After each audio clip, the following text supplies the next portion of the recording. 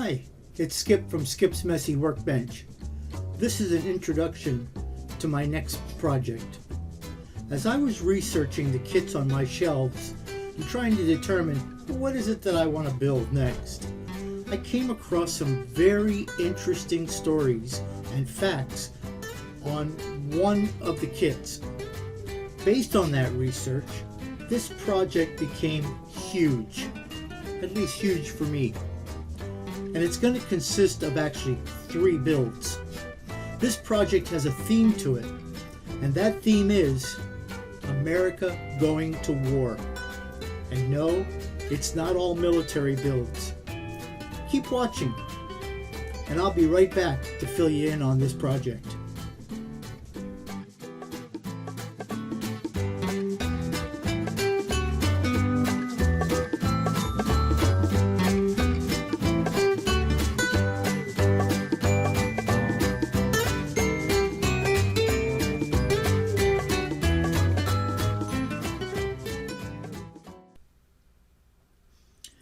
So hi, I'm back again, and I'm going to just give you a brief overview of why I chose this theme of America going to war as my next project. And I'm going to start by going to my homepage on my website, and I am an active Christian. You'll see that the very first thing is a Bible verse of the day from BibleGateway.com. If you continue to scroll down, my motto is, I hate painting. I really do. I hate painting, but I love having painted. I think it was Dorothy Parker, who was a writer, kind of used that also, but said, I hate writing, but love having written. And that's kind of where I got that. Anyway, as you scroll down, you'll see that my website is really a photo journal of my projects. And there's an area for my completed projects, and there's an area for the projects that I have in progress, and there's an area for future projects. And what this really is what I have on the shelf at this time. So you can see that my current project is from civilian automobiles to military aircraft. But I'm going to start over on my future projects because I'm going to click there. Because what this does is it's going to show you what's on my shelf. It's my stash. And when on the very first row, anything that I have outlined in black is what's part of the current project. So as you can see, there's a 41 Chevy Pickup, and I have 2 of those. I have one that was released in 2011, and actually the one I have is copyrighted 2017, and another one which is copyrighted 1999. The kits are almost identical. In the video that follows this, I show what differences are in these 2 kits. I also will then be doing a 41 Plymouth. And kind of when these are just about wrapping up, I'm going to be starting a B-24 Liberator. And I know I haven't done an airplane in a long time, so I'm due for that anyway. And I'll tell you why I'm choosing the B-24 Liberator soon.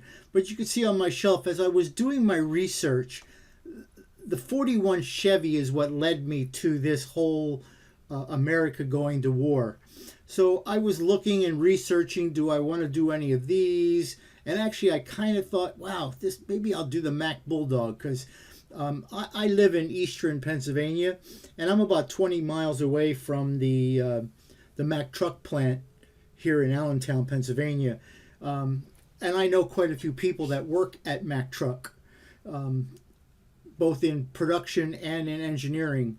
It's a really neat facility. If you ever get up this way, I think they have tours. I don't know that they do anymore since COVID, but they used to have a really nice factory tour for that. So I have a couple of metal kits that I just wasn't in the mood to start. I have a 31 Ford, a Model A, which is a 1/16 scale. I'm saving that one for a little while. I kind of thought about doing it, but I want to hone my skills a little better before I start this one. The 32 Ford, I had just finished building some of those, some 30 series Fords, so I'm going to take a break from that. Same with the 37 panel delivery. Also, the 40 Coupe, I built like 2 or 3 of those over the many years. So I wasn't going to do that. I thought, okay, the 55 Chevy, that's my favorite Chevy year. And I have 3 of those, and including the 1/16th scale that they introduced, I don't know, about a year ago, I guess. But I thought, nah, I want to hone my skills a little more for that too. I have a classic 57 Chevy. The 71 Hemi Cuda, I bought that to bash it. I needed parts from a Plymouth Hemi, and at one point, and I didn't have any, and I couldn't find any what I was looking for online, and it looked like maybe that kit had it in it, and it was on sale at Hobby Lobby, so I picked it up. I also have a fascination with World War II heavy bombers. I've always had a fascination with the heavy bombers. So you'll see I have a B-17 by Revell. I have actually 3 of these B-29s, and this is a 1/120th scale. I have 3 of these. In fact, I built one of these when I was, I don't know, maybe 12. So it was in the early to mid 60s that I built one. And as my first task of getting back into modeling after my 50-some year hiatus, I tore that one down and rebuilt it. And you could see that in my photo journal under completed projects.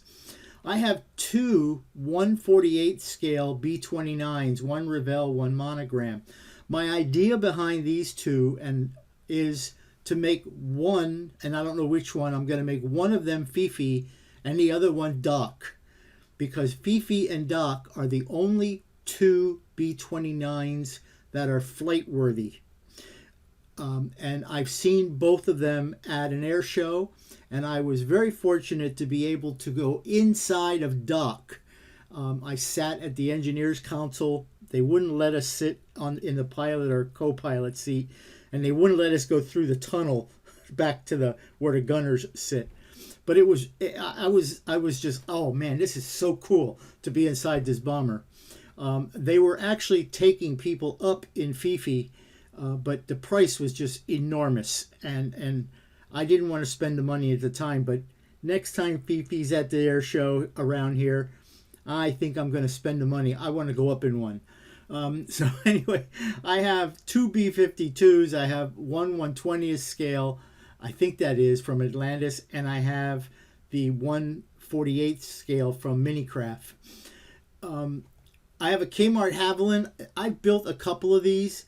I've known the Andretti family all my life. In fact, Mario and Marco live like 2 blocks away from me. And so now you know I'm from Nazareth, Pennsylvania. And and Michael was actually married to my cousin. So Marco's actually my cousin. But I got that because I was building their Kmart Havilland cars models. And it was nice because I was able to be in the pit and the garage area at that time when Newman Hawes had the team. So I was able to see the actual cars and actually make measurements on some things, although they frowned on me making measurements on the wings, they thinking I was going to give their wing settings away. I would have never done that. So anyway, the vintage police car, I have some weirdos, I didn't even consider them. And the Star Trek Voyager. The Star Trek Voyager I have plans for, in the fact that, first of all, I'd like to get another one, but they're really expensive now. I don't know if they're out of production. I need to check. And they used to sell a lighting kit for them, but that was also very expensive. But, I spent 45 years of my life in electronics and industrial controls. I think I'm capable of putting lighting in a model. So my plan is to do that eventually. That's a long process because all of the ports and all of the windows and everything has to be cut open, drilled open, and filed. And so that's a huge project, and I'm not taking that one on right now. But when I started doing the research on the 41 Chevy, I came up with some really interesting facts that led me to, wow, I'm going to do like a going to war in 1941 into 42. And let me show you what I found on that. I'll go to the in progress. And in progress, you'll see I have the two here. And I also explained to you what the differences in these two kits are, although the video coming up later in this video, I go through that. But in the history section, the reason I started doing this was because of some of the facts that I found while researching that 41 Chevy. And I was telling my neighbor about, wow, I think I'm going to be doing 3 kits, and I swear his dog had that look on. What? Are you kidding? 3? So I couldn't resist. That's not his dog, but I couldn't resist doing that. Anyway, the brief history is the fact that whenever I started to research, it said 1941 was a really significant year in car and truck production. And it was all because of World War II. As we all know, the Japanese attacked Pearl Harbor on December 7th, 1941. And the next day, December the 8th, Franklin Delano Roosevelt went in front of Congress, and Congress declared war on Japan. 1 month after that, FDR established the War Production Board. And what the War Production Board did was not only help conserve materials, but it also gave the permission for the government to convert civilian manufacturing facilities into military type production material facilities. So, and that, by the way, continued up until the end of the war in 1945. So there were very, very few cars for civilian use built between 42 and 45. So in February of 42 is when the federal government told the auto industry, stop making civilian vehicles. You're done doing this for now. We've got to switch over to military builds. So up until that time, the auto industry was producing about 3 million vehicles a year. That's a sizable amount for 1941. After 1941, during the war, only a total of only 139 civilian vehicles were produced. During that whole wartime, only 139 civilian vehicles were built. I found that to be amazing. I don't know why. Those numbers just make me amaze me. Anyway, some of the things that were built, like Chrysler, Dodge, Plymouth, they built tanks and ambulances and trucks and cars. They also produced the SCR 584 radar-guided anti-aircraft guns and also the Bofors anti-aircraft guns. They built the engines for the B-29 Superfortress bomber. I didn't know that. I knew the B-29 engines, but I didn't know Chrysler made them. That was amazing also. They also built millions of bullets, ammunition, and shot, and they did a whole lot more. I mean, Chrysler was really gung-ho, no pun intended, for World War II production.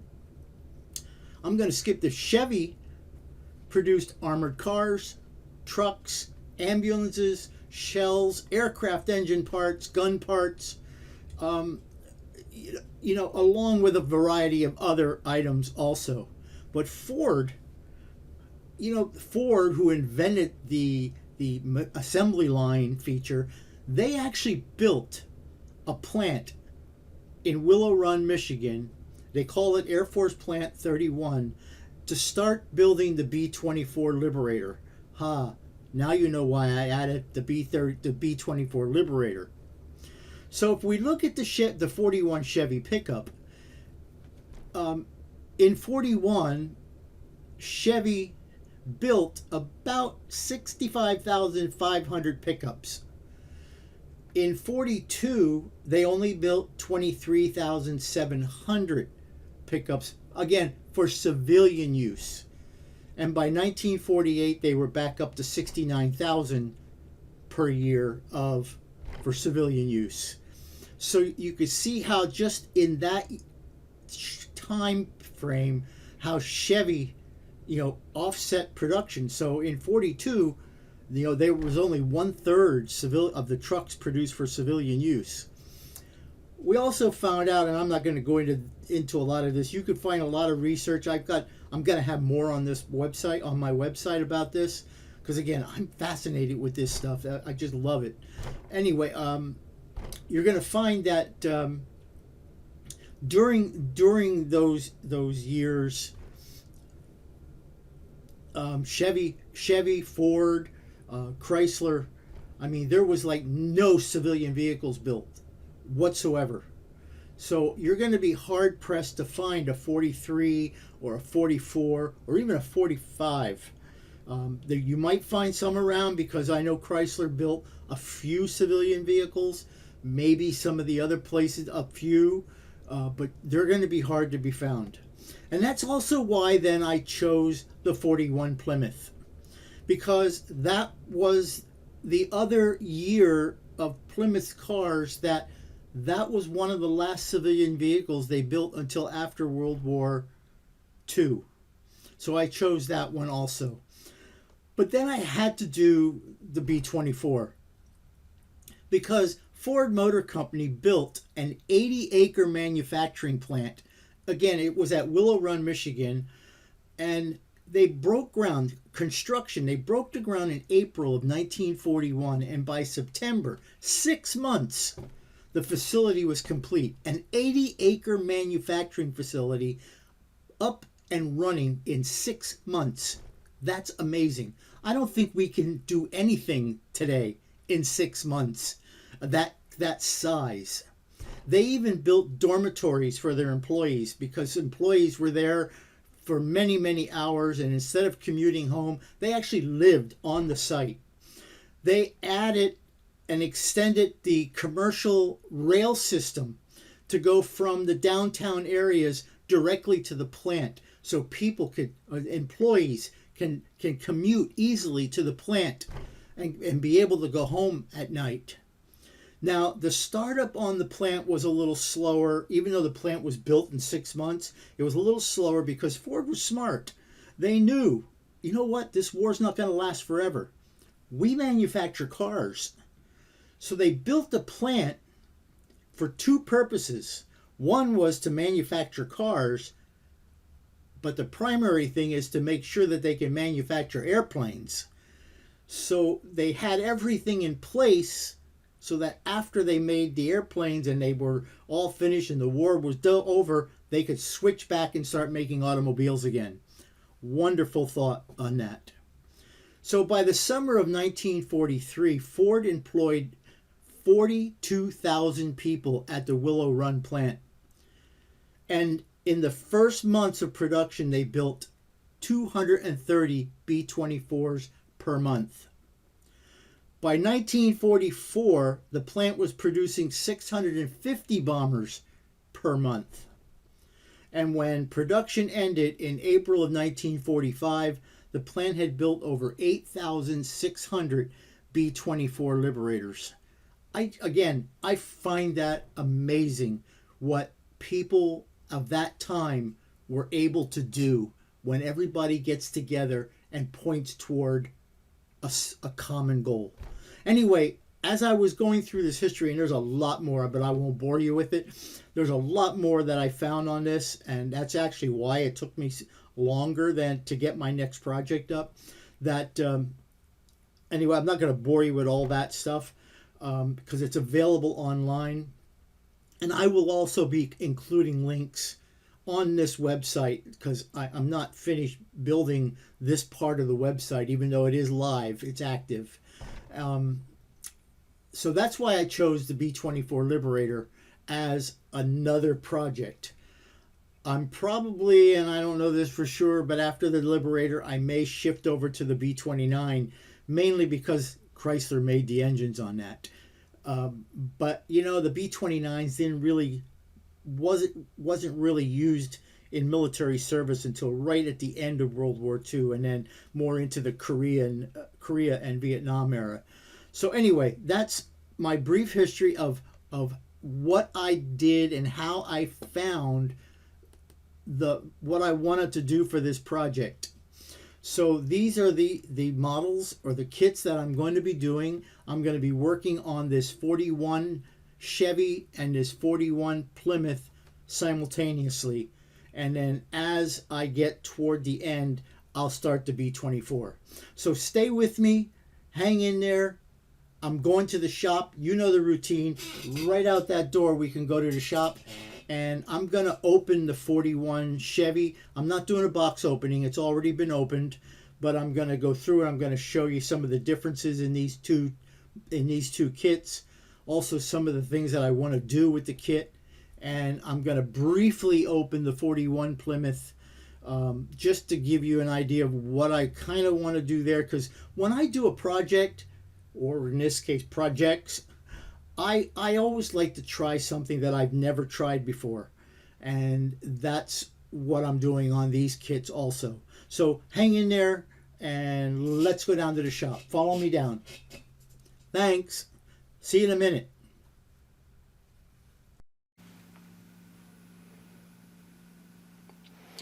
All right, so here we are in the shop.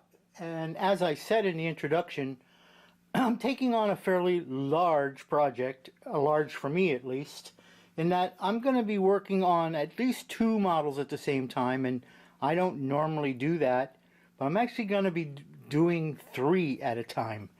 The third one, no, I'm not going to start right away. Anyway, so I'll be building this Revell 41 Chevy Pickup. And this is the 2-in-1. This particular kit was produced in 2011, and this is a 2017 version of that kit. I also have in my possession the 1999 release of this kit. And you can see the box art is very different. And there are some differences in what's in the box itself. Now, ScaleMate says that the only difference is the decals were changed, but that's not true. So let me open this one and just grab the decals out of it, and then I'll switch over to the other truck. So let's pull this one open here, and let me just pull the decals out.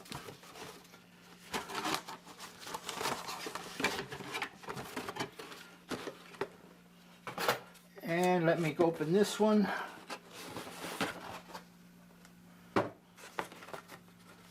And I'll pull the decals out of this one also.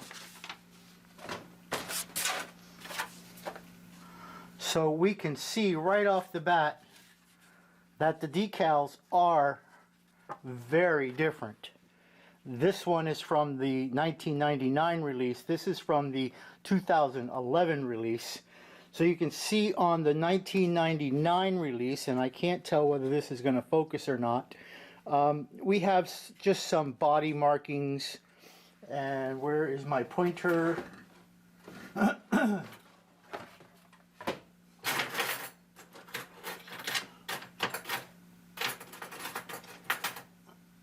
This will work just fine. We have some body markings, like, you know, some like dealers. This is Killen's gravel company. There's some others on here. There's some license plates. I believe these are instrument clusters. It's very difficult to see. They're really small. And there's a couple other small relay or decals on that.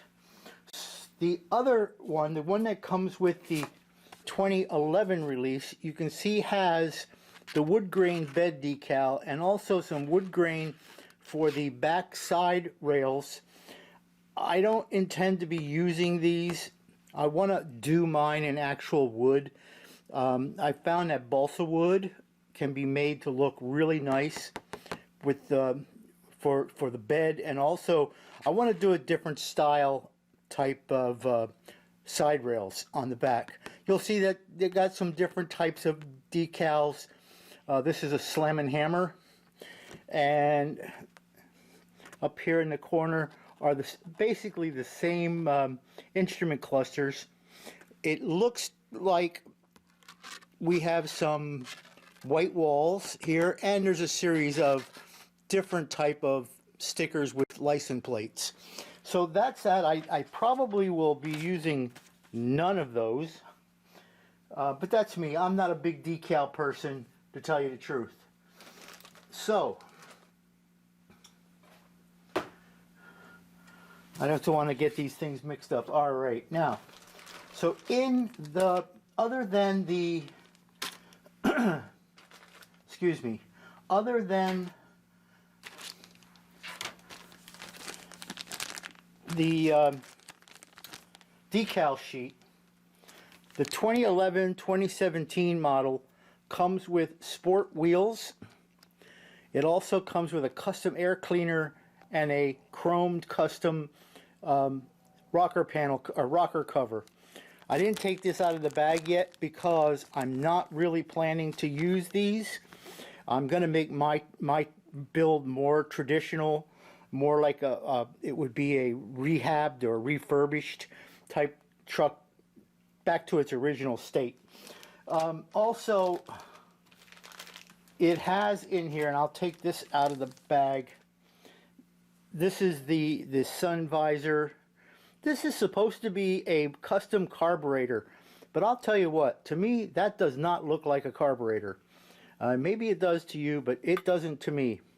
And then here are the side rails for the back bed, and they do have a wood grain texture on them, but I'm not going to use these. I'm going to build my own because I want to make like a triple step type of rail on my truck. I'm sorry for stuttering. So anyway, that's that. The rest of the kit is in really nice shape, and it's the same in this year's car as it is in the 99 version. The hood, where's the lens? Okay, the hood, you could see is, I mean, it's in good shape. There's very little work that has to be done on this hood. However, and I got to look at and investigate this. This hood in the 1941 truck opens up partial, like this half opens and that half opens to the side, so that this would lift up, that would lift up.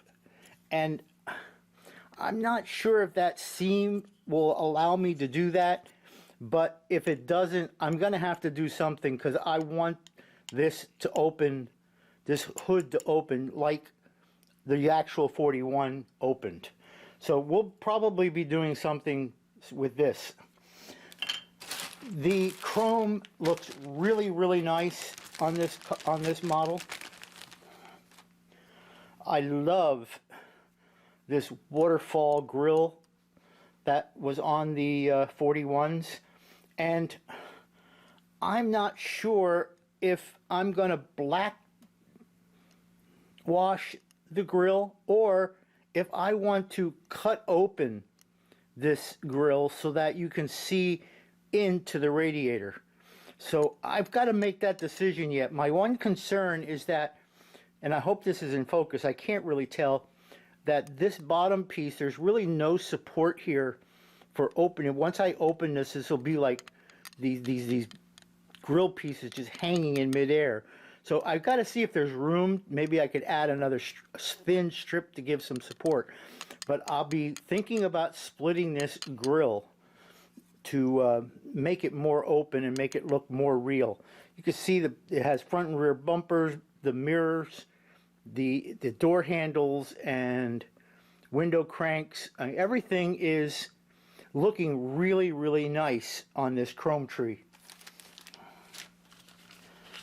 Let me get this thing back in the bag here.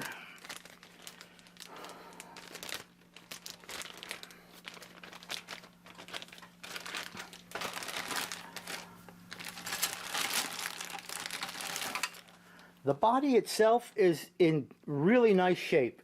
There's a little bit of a mold line along here, and I always have to look when the mold line is along the edge like this on a truck cab.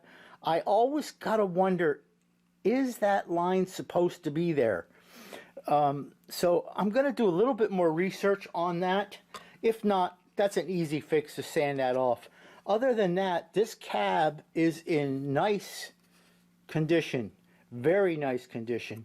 I mean, there's not much prep work on this other than to make some of the door lines deeper. And I even thought about cutting the doors open, but I haven't decided whether I'm going to do that or not.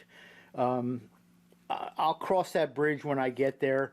I want to see, there is some marks back here that have to be sanded off, but that's okay. This is looking really nice. The fenders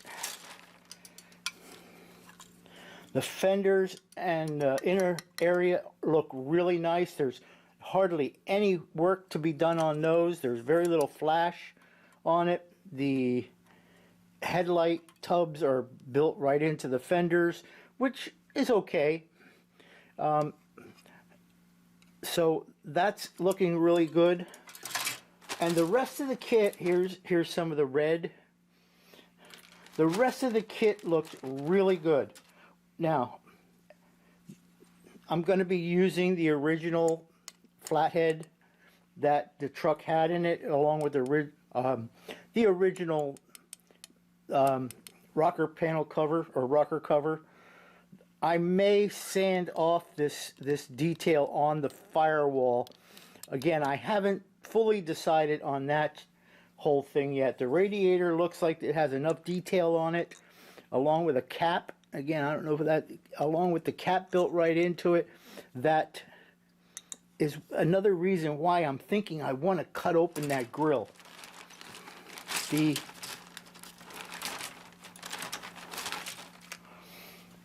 bed, which I may or may not use, again, I want to do a natural wood on the bed.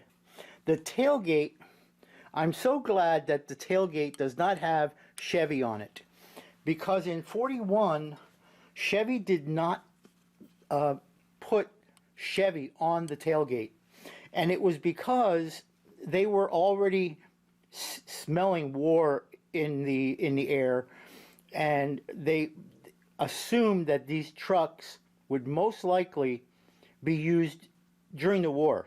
So they made them a little bit more heavy duty.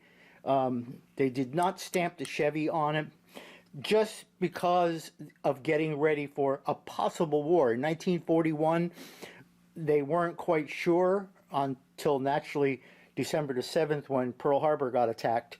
However, at this time when this design was coming through, they weren't sure, but they could smell it in the air. The chassis itself, the frame looks really nice. There's a little bit of cleanup to do on it, but not a whole lot.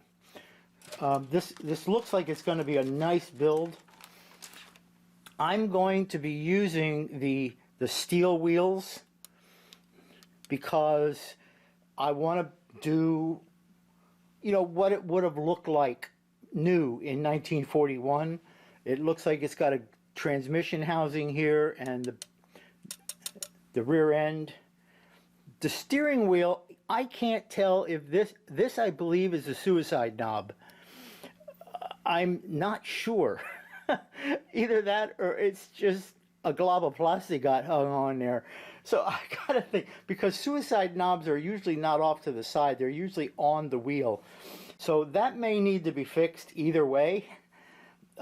Here's the leaf springs are already built out for this, and the pedals and stuff. So everything looks really nice. The side panels. The seat is a bench seat, which I'm glad, because if it wasn't a bench seat, I would have got a bench seat from something else. The dashboard has enough detail on it that I'll be able to do some detailing. And I may use the decal for the instrument clusters in there. And there's a lot of parts on here that I haven't identified yet. But that's okay too. We'll identify them. So that's the 41 pickup that I will be doing. And along with the pickup, I'll be doing the 41 Plymouth Coupe. This is the 4-passenger version. This coupe came in several different versions. There was a 3-seater, a 4-seater, a 5-seater. If you go to my website, I have a whole list of different options on this particular coupe. I wasn't going to open this now, but I will. So let me just get this so that I don't get parts mixed up. Because this build, I think I'm getting too far away from the microphone for you.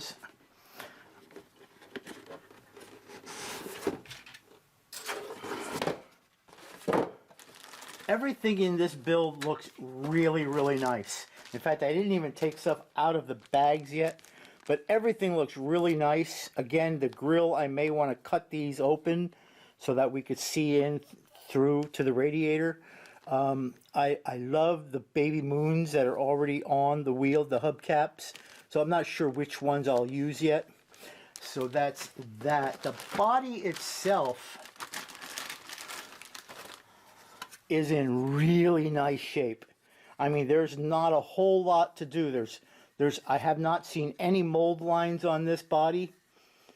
Again, I'm not sure if this is a mold line here or a fender line, but I'll determine that then.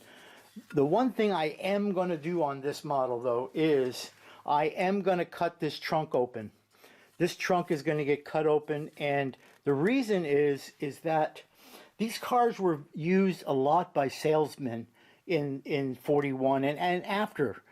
And this thing has a huge trunk so that they were able to carry their merchandise in that trunk. So I am definitely going to open that trunk up and probably have to do some work on the inside.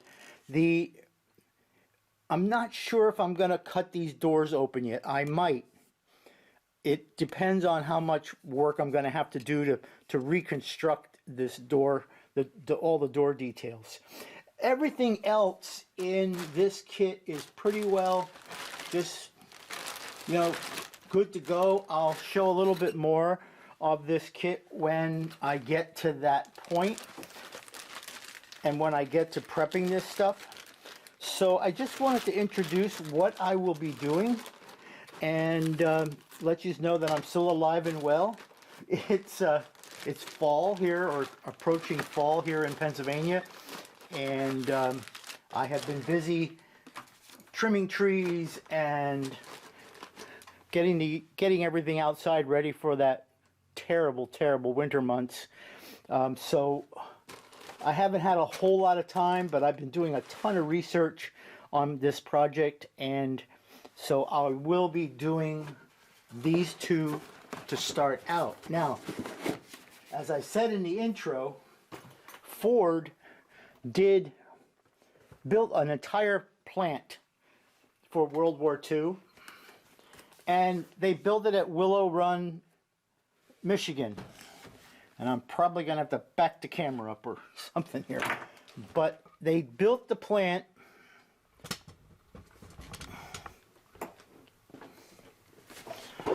This is a huge kit. This is a 1/48 scale kit.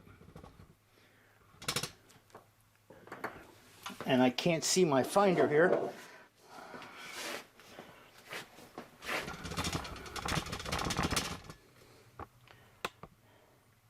All right, there we go. This is a 1/48 kit. I didn't even take the cellophane off of it yet. I've had this for a long time, but again, Ford Motor Company built a plant at Willow Run, Michigan, specifically to build the B-24 Liberator. And it's amazing. There's so much information on the web about that plant and about the number of planes that they built. And what they did was they built the plant such that when the war was over, they can convert it over to build cars. So, you know, Ford's ingenuity, they were the master in assembly line work. So I will be doing the B-24 Liberator as part of this project. So, hey, look, keep watching, because I'm going to be posting quite a few videos in this series. And with wintertime approaching, I'm going to hopefully be able to spend a lot more time in the shop, especially when that snow starts to blow. So again, hey, thanks a lot, and thanks for watching this. I will be probably posting another video up, especially for some more details on the Plymouth Coupe, and also on the Liberator once I have that box open. That's going to be a pretty big model, so I'm not sure I'm going to have a lot of room on the bench to do multiple models when I start that particular build. But anyway, hey, thanks for watching this stupid stuff, and if you liked what you see, give it a thumbs up. If you don't like it, give it a thumbs down. That's okay. They all count toward the algorithm. So if you haven't subscribed, hit that subscribe button. Hit the bell so that you get notified. I don't release a lot of videos, so I won't be bugging you too much. Anyway, see you in the next video, and keep building that models.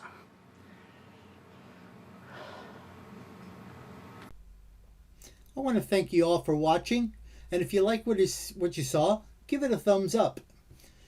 If you don't like it, you can give it a thumbs down, but you know, I would prefer a thumbs up. And do me a favor, if you really liked it, smack that subscribe button. And if you want to be notified when I release new videos, give that bell a ring and set it to all. I don't release a lot of videos, so I won't be bugging you that much. Anyway, thanks again, and I'll see you in the next video.